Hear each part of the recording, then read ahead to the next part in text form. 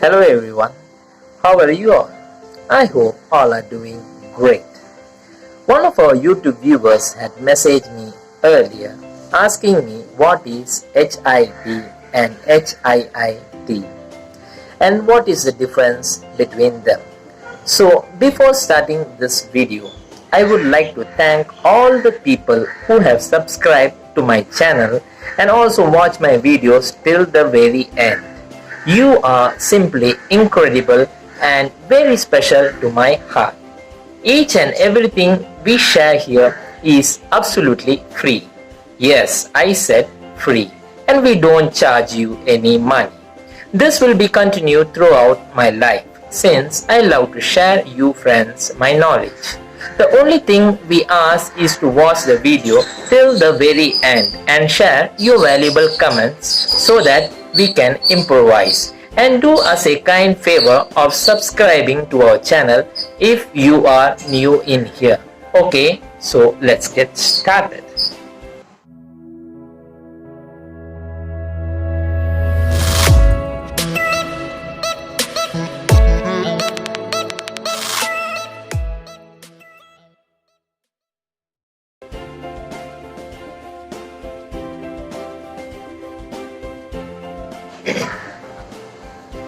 HIIT.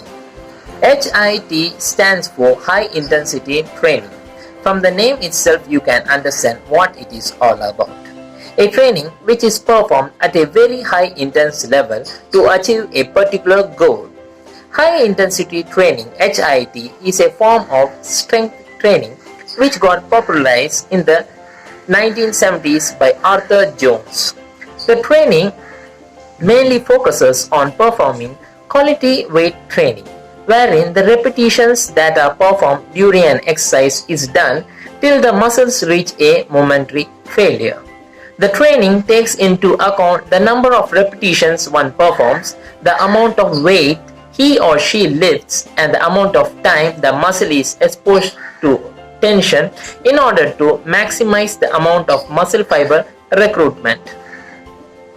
The fundamental principles of high-intensity training HIIT are that the exercise should be very brief, intense and not frequent. Exercises are performed with a high level of effort or intensity where it stimulates the body to produce an increase in muscular strength and size. As strength increases, HIIT techniques will have the weight or resistance increase progressively where it will provide the muscles with adequate overload to stimulate further improvements. This is an inverse relationship between how intensely and how long one can exercise. As a result, high intensity workouts are generally kept brief. After a high intensity workout, as with any workout, the body requires time to recover and produce the responses stimulated during the workout. So there is more emphasis on the rest and recovery in the HIIT philosophy. High intensity training stresses the use of controlled lifting speed and strict form, with special attention paid to avoiding any bouncing, jerking or yanking of the weight during an exercise. In high intensity training, the person lifts the weights smoothly and at a natural pace, and also times the lifts, peaking at hold and descent. In extreme cases, it may take up to 30 seconds to complete a single repetition. Let's take an example of barbell squat. The cadence is as follows: 4 seconds lowering the bar, the negative movement, followed by 1 second pause at the bottom, followed by 3 seconds raising up the bar, the positive movement, followed by a 1 second rest at the top. This completes one repetition. HIIT stresses intensity over repetition. Many weightlifters will use a HIIT routine to help break a plateau, meaning they will use HIIT temporarily when another routine stops giving desired results. Some HIIT trainees will use HIIT exclusively as well. Arthur Jones believed HIIT was all that was required. Some of the bodybuilders I admire, like Mike Menzer and Dorian Yates, have developed their own type of HIIT training schedule, with each individual having credited Arthur Jones for the formulation of its basic tenet principles. I personally use high intensity training method, and it has helped me break my plateaus whenever my results started to slow down.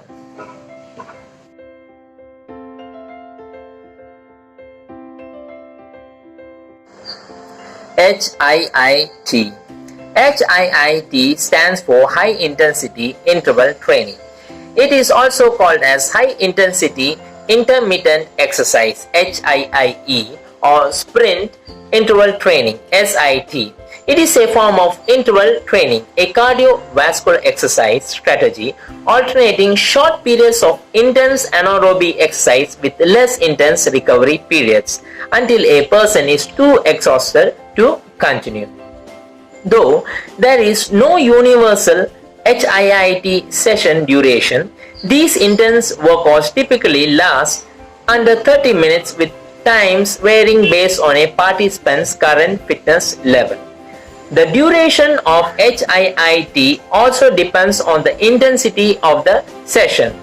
HIIT workouts provide improved athletic capacity and condition, as well as improved glucose metabolism.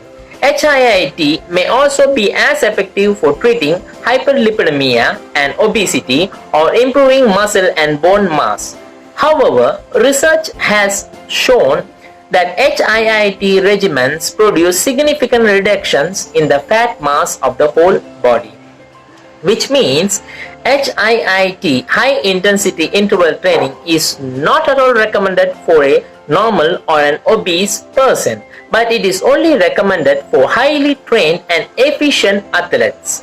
Some researchers also state that HIIT requires an extremely high level of subject motivation, and question whether the general population could safely or practically tolerate the extreme nature of the exercise regimen.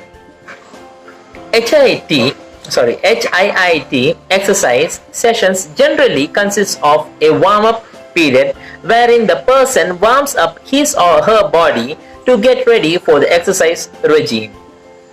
Then several repetitions of high intensity exercise is done, separated by medium intensity exercise, which is done for recovery. Then a cool down period is followed out. The high intensity exercise should be done at near maximum intensity. The medium exercise should be done at about 50% intensity. There is no specific formula to HIIT. Depending on one's level of cardiovascular development, the moderate level intensity can be as low as walking. A common formula involves a 2:1 ratio of work or recovery periods.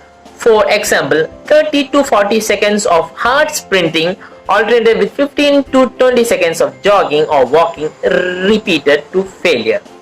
The entire HIIT session may last between 4 to 30 minutes, which means people who don't have much time to exercise can get benefited by doing this type of training. I would definitely not recommend this type of training for a beginner or for an obese person, but it can be used once in a while to break plateaus and burn those stubborn fats. But people who overdo it are more prone to injuries.